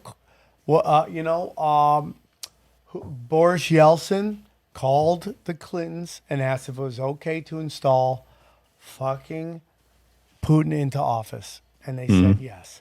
But I also believe that these guys have moments where they're like, I'm a real boy. And they start to want to do their own thing. They start getting so much money and so much power. And they're like, why am I playing ball with this? I mean, fucking Putin's side bitch has $100 million or in some offshore account. That's a side chick. Yeah. I mean, my God, right? You never give your side chick that much money. And Zelensky is basically the same thing. He's stacking billions of dollars in private offshore accounts right now because he's playing the role that the Western Empire wants him to. But I think that the key mistake, if you want to view it as a mistake, I think it's kind of smart, honestly, is that Putin he started to migrate away from the US dollar and he started to trade with China directly. Once he got kicked off of the SWIFT money system, once he invaded Ukraine, he already had all of these mechanisms set up to backdoor trade with all of these countries to be able to continue to sell their only export that they have, which is oil and gas.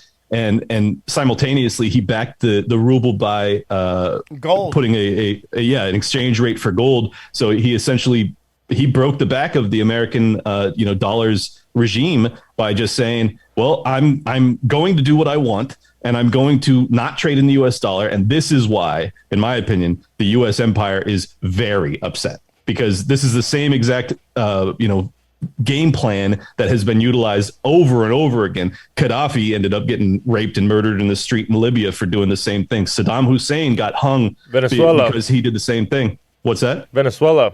The same thing happened to them. Exactly. We broke their economy down because they wanted to get off the petrodollar, and they're like, You got it. Yeah, Nope.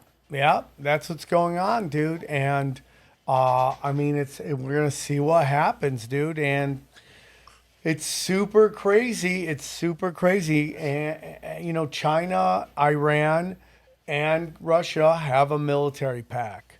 And that's why, like, Tulsi's like, you don't want to go into war with Iran. They're not the same thing. They are a giant fucking empire. They are the Persian Empire. And these empires don't fade away, bro. It's not like we used to be great. And now they're like, we're not. We're a gas station now. No, dude. They still got shit set up, bro. They still got shit set up, man. They're just not what they used to be. Or they don't want to be in the front like they used to be. Like, I mean, they say that these countries have so much money. Like, can't you buy some fucking nuclear bombs and not tell the United States you have it? I mean, North Korea did that. Yeah, that's like, if North Korea could do it, and they're not that telling you, rich. bro. You don't think fucking? I'm not saying we don't Sam have doesn't big think they're bombs.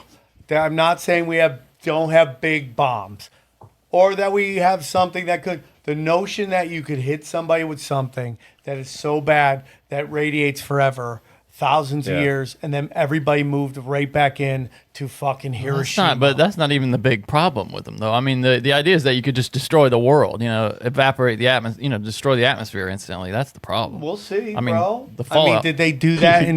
No, thank God they didn't do it. I say, I say, what is it? What are you fucking? What's up your ass today, dude? Jimmy Stewart. I don't know. It seems like a pineapple's up your ass today. I don't have any pineapples. No, I'm just saying, like, dude, what makes you think that it is June? Like, you could shove a pineapple. It is up my June. ass? It's the month. It's the month to do it. Weirder things have been up there, I'm sure. No, Johnny, nothing's been up there. One time when I was a kid, Dr. Wong fingered me. That's it. Yeah, Dr. Wong. Okay. Yeah. That's what you call him. One finger. Okay. But why do you think that, though? Sam? What? I mean, you always say that, but you never have really said why. What evidence you have? No, he says that because in Hiroshima and all these places you can go back and live in there. But maybe they're just lying about fallout. That could be, right? I mean, it's possible, but then, like I said, it's a big. That just seems an extreme reaction to. And then saying they don't exist, and versus they're lying about fallout. And he's saying like in Chernobyl, you're not allowed to go in, and all this radiation. But there's a difference between a power plant and a bomb. Right. Maybe. I do agree that the fallout is not as catastrophic as they said, because I remember when I was a kid, they're like, well, the half-life and blah, blah, blah. Yeah, exactly.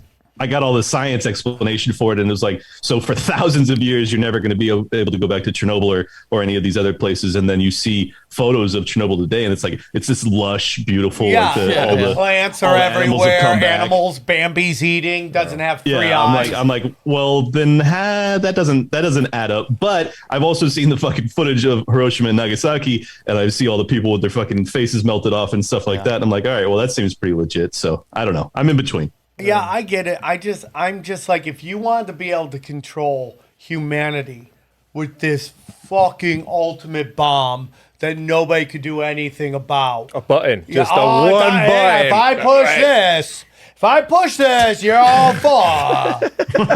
Oh, don't push it. We'll do whatever you want.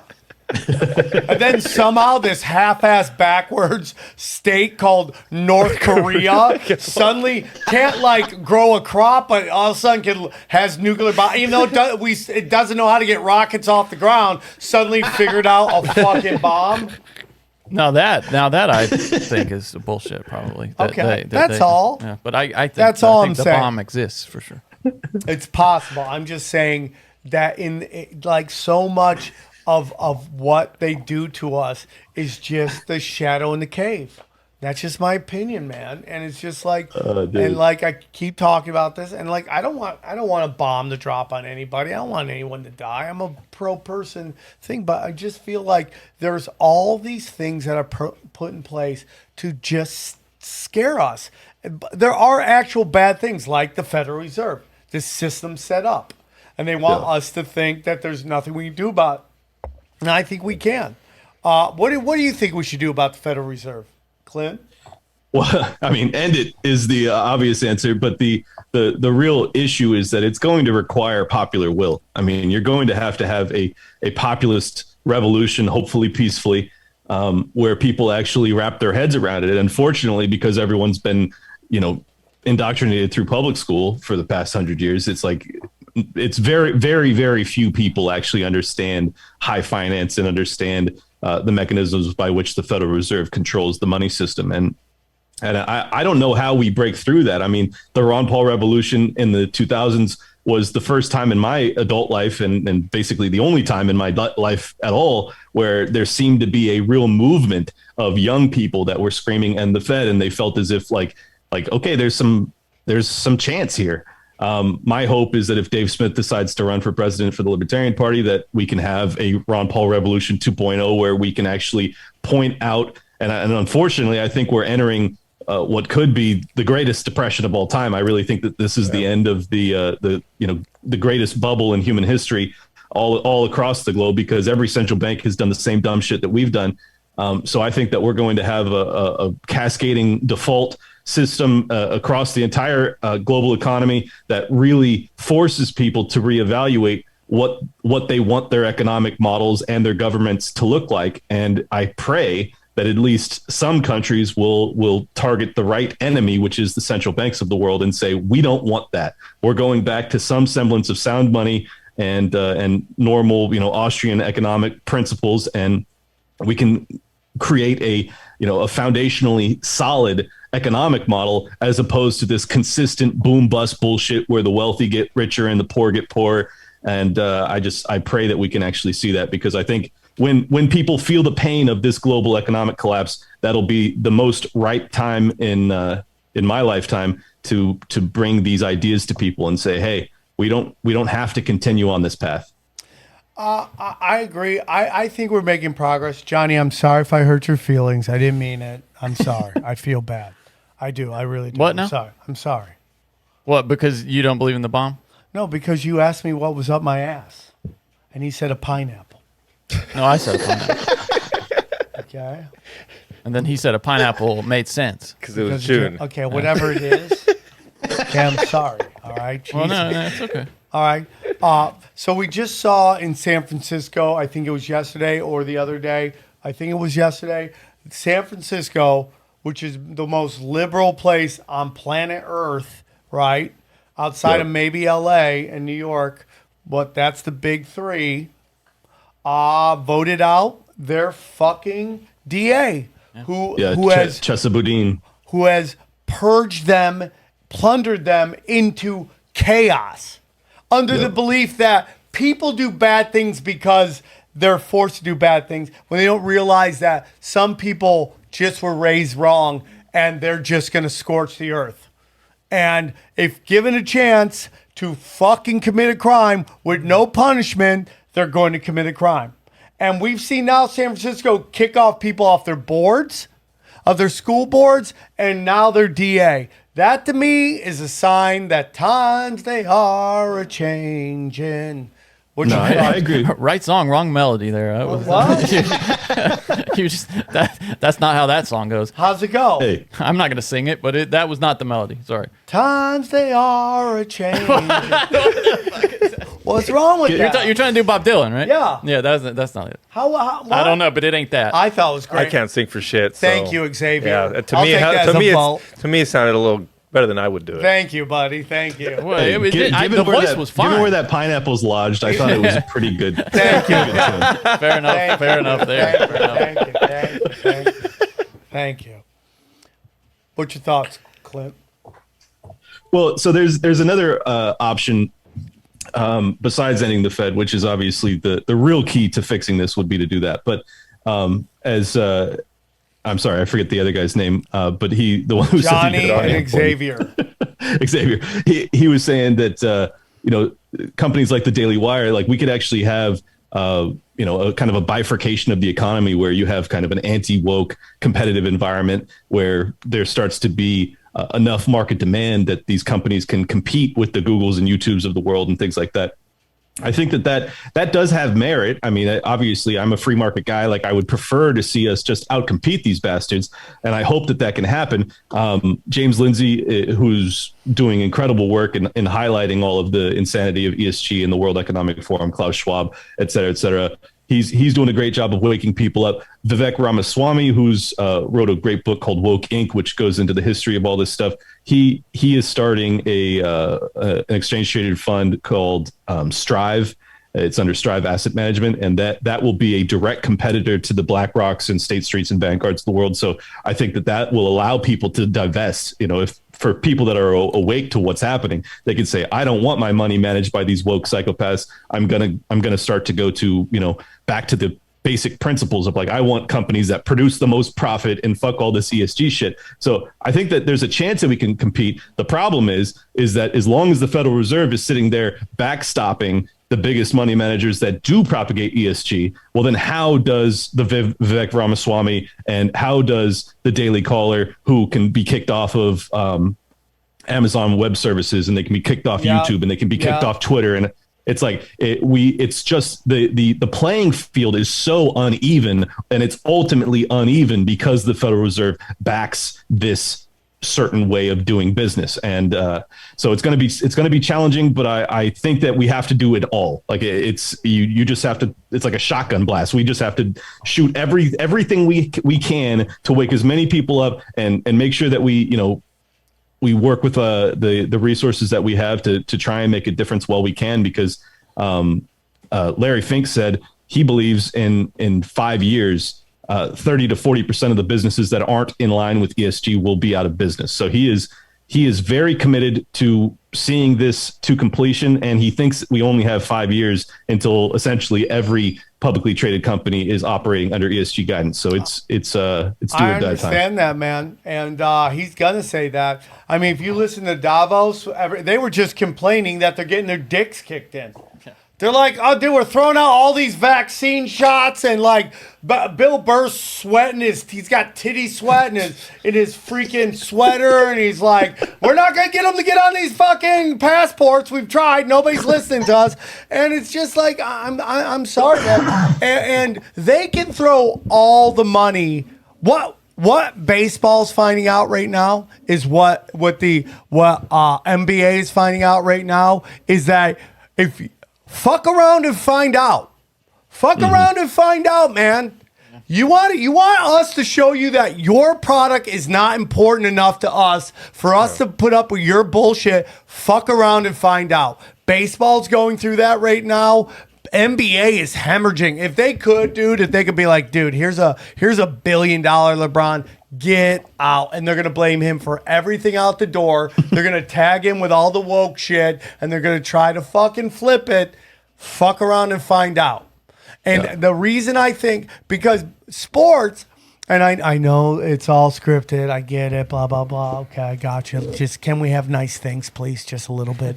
But sports is the last thing that people definitely tune in, right? They got to watch the game. It's hard to watch something after you already know the results. So you have to tune in. But these people are they're such psychopaths. They're going to attempt to shove it on that.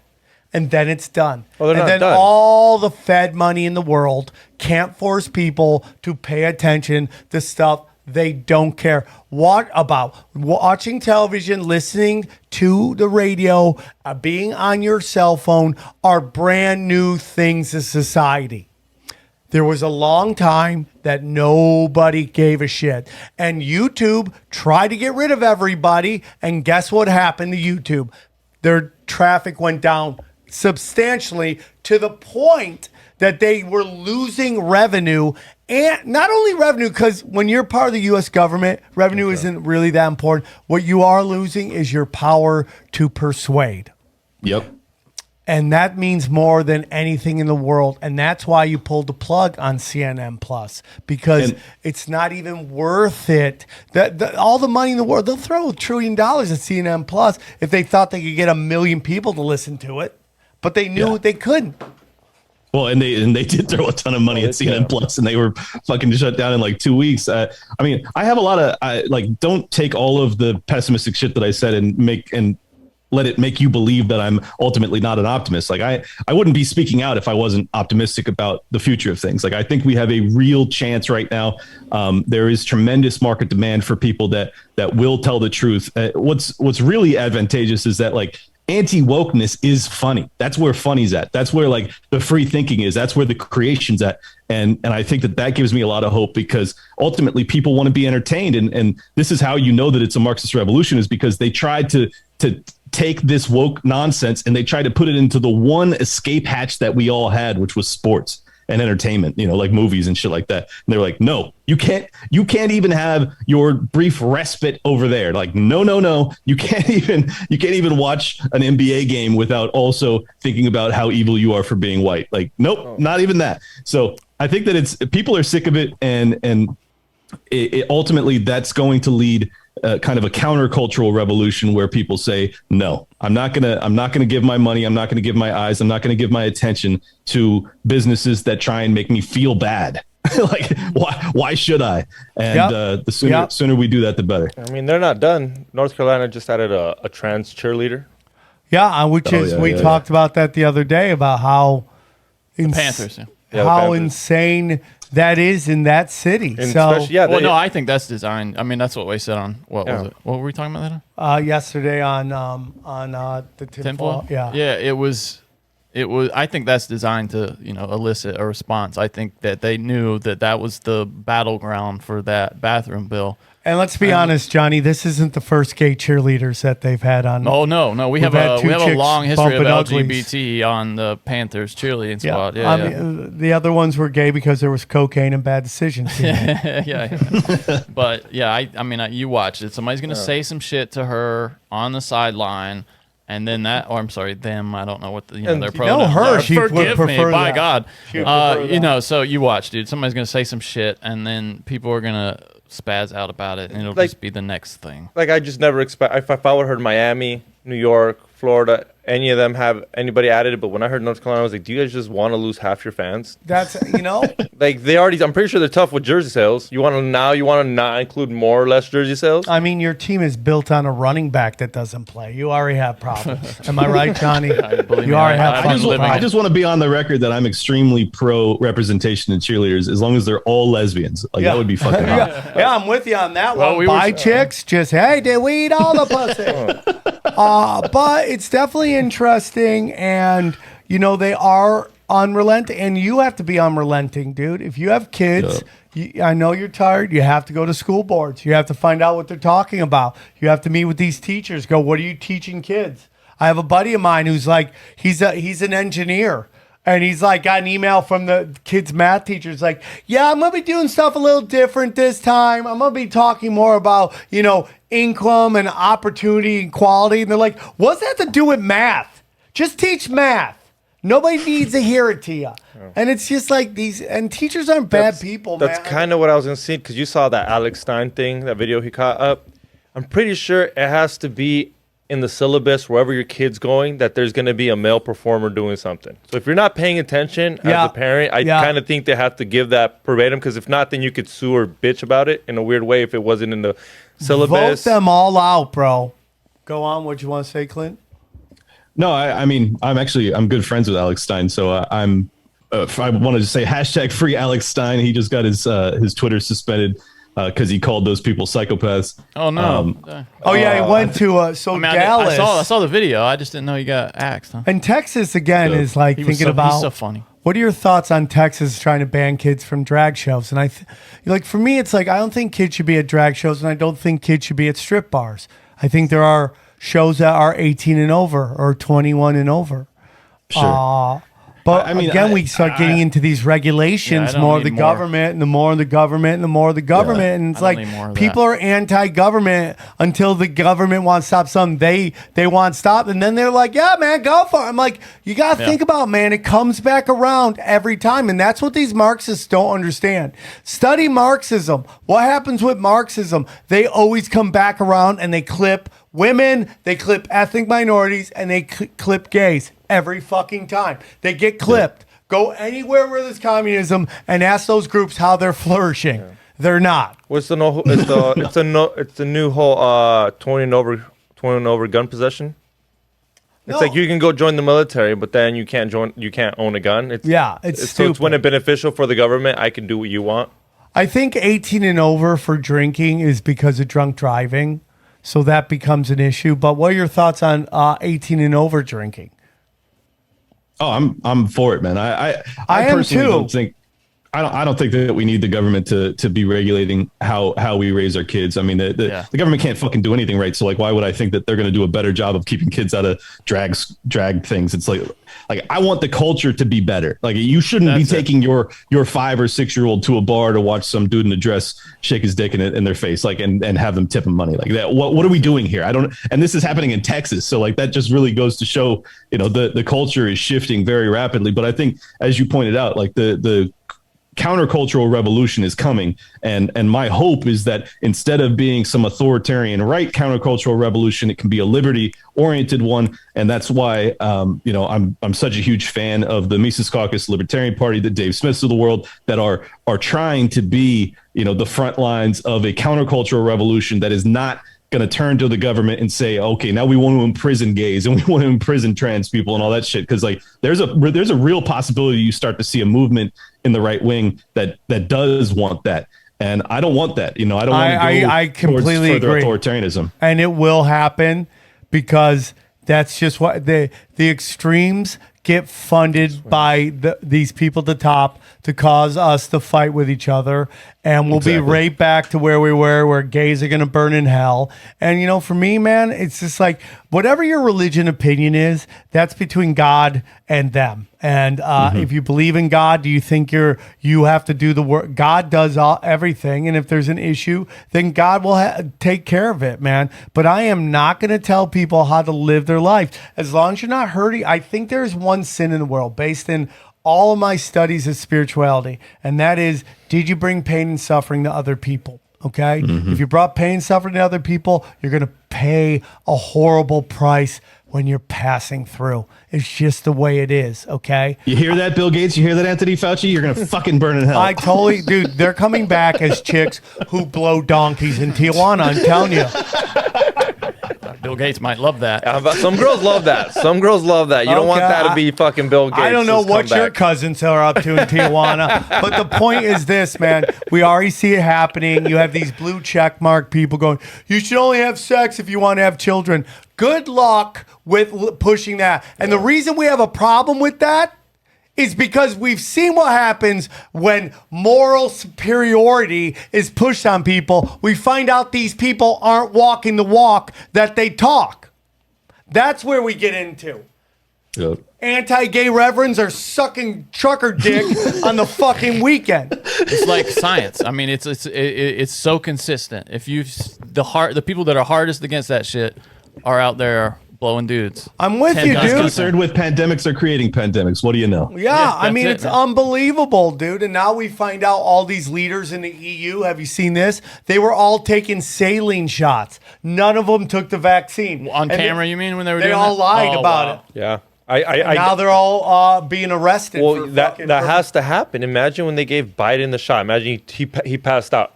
You could not, like, dude, who said that would be nurse that passed out on camera, that would had her. I mean, come on, that could never happen with Biden. At least with Biden, it'd be over. The vaccine would be over. Yeah, he would be dead. His potato mash brains. If he got the real one, yeah, I don't think his body could handle it. Oh yeah, he'd be done. Then we'd have Camel Toe Harris running everything. But I think they've been trying to get that going. Oh, they would love to, but she is so dumb and so she's bad. so unliked. I mean, her poll numbers are. She's the first one to drop out. They force it on, but all that's done on purpose because it's all meant to lower our frequency and steal our loosh. So they want us to not have heroes. Yeah. Can I ask you a question, Clint? I want to know what the plan is for circumventing the two-party system to get someone with libertarian beliefs in office. Because that's the big problem, right? Because I think the ideas are marketable. I think the ideas, if you can actually get the opportunity to present them to people, which is what Ron Paul did finally, and he got, it was that first debate that he got on stage in 2008, right? And people were like, it was like a bolt out of the blue. People were like, holy shit. I mean, that's how I woke up to the whole thing. That 2008, that first Republican debate in 2008, and I heard somebody on stage saying shit that I'd never heard from a politician among, I mean, I guess you could go back to Goldwater, but I wasn't alive for that.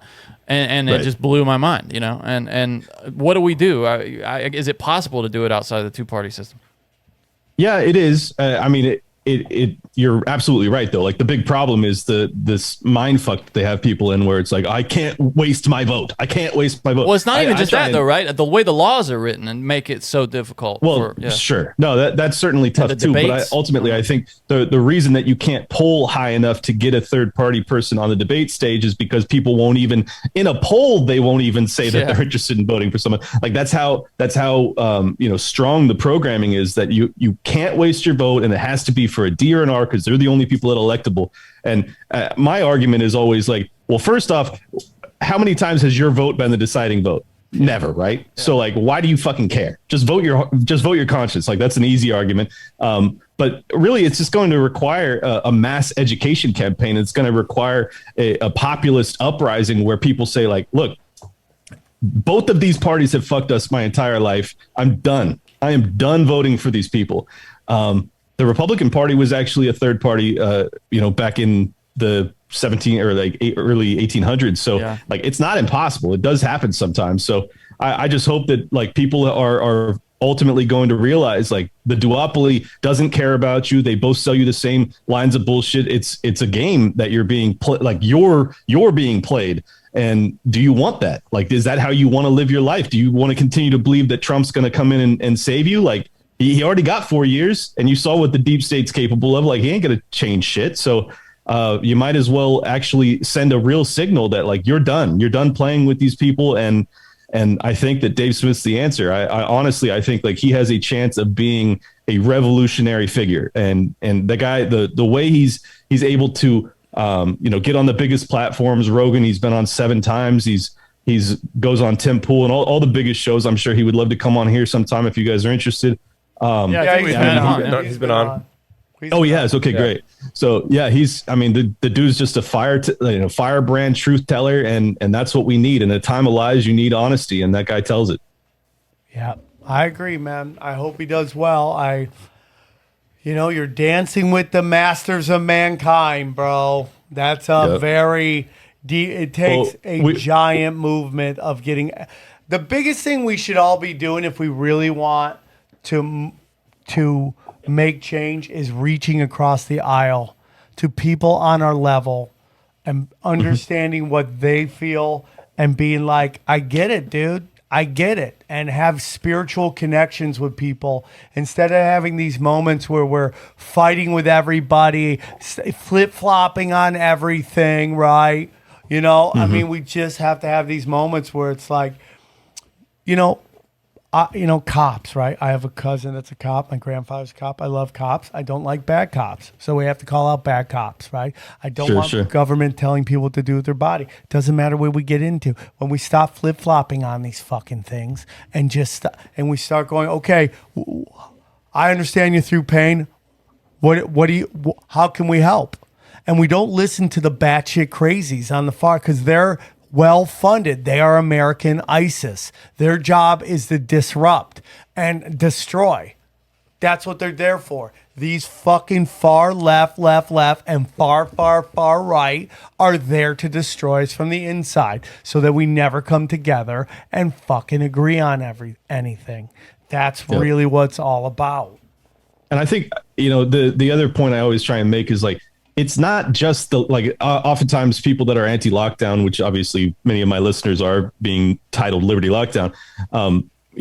They will be right-leaning folks. And so like former Trump supporters and things like that. And I just try and really emphasize, like, look, we got locked in our fucking houses under Trump's presidency. Like if you think that the right wing is enough to stop this, you're mistaken. Like they also don't value liberty. You have Lindsey Graham right now who's negotiating gun control. Right. Like, these people don't value liberty. In their defense, you wouldn't say it was the beginning of the pandemic, so any president should have or would have done that. Xavier. I don't know. I'm just asking for the Trump installed BlackRock into the Fed. No, I know that. Yeah, but I'm asking for what they're saying. Like he's saying, hey, he put down the lockdown. Maybe he shouldn't have lasted so long, but don't you think anybody should have had a lockdown even the 2 weeks? Didn't he give Bill Gates $10 billion? And didn't he keep Fauci in to his position? That was the point I was going to make. Like you can write off the early response. Like same with DeSantis, because I'm in Florida right now. I moved here. Obviously, I value DeSantis, but he also locked down for the first 30 days. So like I could have excused that. I've forgiven DeSantis for locking down in the early stages. You're right with that Dr. Fauci shit's right. Yeah. My bad. Yeah, you're right. I can't forgive him for not firing fucking Tony Fauci when he had the chance. That is unforgivable. And listen, and before everybody starts losing it, the truth of the matter is like good luck getting anyone pure in there. Okay? True. But you have to fucking call somebody out when they pull some bullshit. That's how you keep these people in line. And let me tell you something. Trump going to these rallies and bringing up the Johnson & Johnson people and nobody clapping is why I have more faith in the people on the quote-unquote right inflicting change than I do people on the the quote-unquote left. It's really rich the elites versus the middle and lower class. That's how I really see it. You get lost in R's and D's, then you start fucking falling for their psyops. All these rich, quote-unquote, liberals who are now singing the praises of Liz Cheney and George Bush, that only sounds crazy if you think it's there's rights and there's R's and D's. When it's rich versus the rest of us, it all starts to make fucking sense. When Ellen, who is a fucking Rothschild or a fucking Rockefeller, right, is meeting with Bush, it all makes sense that way when you look at it as it's rich versus everybody else. Johnny, I know you want to say something. Oh, well, I just that thing with Trump going on stage and presenting those guys is just all the proof you need. That because he knows what response that's going to get. He definitely knows. And the fact that he still was made to do that tells you that somebody owns that guy. DeSantis is a fucking Zionist, bro. He censored free speech. So it's like, who is right, who's wrong? I don't know, man. Do we just hope for the best, better evil than other evil? Trump knows that promoting the vaccine. Well, but Johnny, if you had to go right now, they gave you the power. Yeah. Trump or Biden right now, who would you take? Honestly. Oh, I think you'd have to take Trump. Yeah. It's not easy. It's not. No, I don't think it's easy though. I don't think it's easy. I think it's easy. Is it ever easy to do something? They say the lesser of two evils. To me, making that choice is never easy. But Johnny, the biggest reason they wanted evil. Trump out, everyone was like, I just want this all over with. We put in Biden, all the toxic media shit will go away. Guess what? It didn't. It got fucking ramped up even more to get you fucking less you're right. Yeah. You know? And so, it's not on Twitter, at least. So. Just to be even-handed here, too, the $6 trillion COVID stimulus was implemented under Donald Trump because he was the one that declared the state of emergency, and then he ushered it in through Congress. And don't forget he signed them. Yeah, he signed them all personally, happily. Yeah, and that money was then managed and dispersed by BlackRock. So fuck Donald Trump, fuck Joe Biden. I don't want anything to do with any of them. And as far as I'm concerned, like that is likely going to be the matchup is going to be Trump versus Biden again. Which is insane. No, I don't. No, thank you. Like, give me Dave Smith. I have no interest in either of these. Isn't that insane though? How often do people have to be told that they have to choose the lesser of two evils before they finally fucking decide to not do that? I don't know, man. What I mean? Apparently, a lot of times. It's the WWE. It's the WWE. I'm with you on that. All right, Clint, you came, you saw, you crushed it. One more time, Thank tell you, them brother. where they can find you, brother. Yeah, Twitter at Liberty Lock Pod just broke 42,000 followers. So thank you guys for giving me the support. And Liberty Lockdown, you can search on any podcatcher. I also do another kind of like Legion of Skanks style comedy show, which is called Tower Power Hour or Tower Gang. We are doing a conspiracy theory month, so I wanted to shoot the invite to Sam and see if we can get him on for the closer. Not against that would it. Be, if time that would be Tower of Power. Isn't that a thing from like a Zappa song? You know, like a S&M thing. I think that's a BDSM. Yeah. It is. Yeah. It actually started because we were towering is a term that we came up with where we wanted to say really fucked up things to politicians online. So we would do one letter at a time and we were called Tower Gang because we would be like, fuck your mother or something, but we would do it all in a chain. So I love it. That's what Tower Gang is. But by the way, that merch on the website is created by my boy Top Lobster. He's a great graphic designer. These ones are kind of shit. Those are his old designs, but he's got some new stuff. And I'm sure he'd love to just design some things for you. Well, we love Top Lobster. I know Top Lobster. He's designed some stuff for me before. So I'm glad you're working with that. Isn't that the collective as well? Isn't the something collective they were called, the comedy collective? I feel like Top Lobster was a part of that. He probably worked for them, yeah. Great job, Clint. You came, you saw his podcast is the Liberty Lockdown Podcast. Check it out. Thank you for coming on. I hope to see you guys tonight in San Diego, and I hope to see everybody in Florida, Tallahassee, Jacksonville. Come get weird. Grab your tickets at samtripoli.com. We love you, and we'll see you soon. We go deep, homeboy. Aaron, open your mind. Drink from the fountain of knowledge. There's lizard people everywhere. That's some interdimensional shit. Wake up, Aaron. This is only the beginning. Dude, you just blew my mind. Tinfoil hat.